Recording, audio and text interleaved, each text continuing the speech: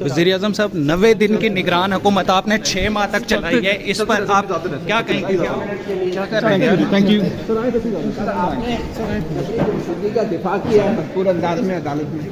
مطیع اللہ جان، میں نے جبری گمشدگی کا دفاع بالکل نہیں کیا. میں نے جبری گمشدگی کے نام پہ جو ریاست پہ الزامات لگ رہے ہیں ان کا دفاع کیا. تو یہ جو لوگ بازیاب ہوئے ہیں ان سے آپ نے سوال پوچھا، میں کیوں پوچھوں؟ آپ نے پوچھا کہ بازیاب کہاں سے وہ کس کی تحویل میں تھے؟ کاؤنٹر ٹیررزم ڈپارٹمنٹ اتنا عرصہ خاموش کیوں رہا ہے؟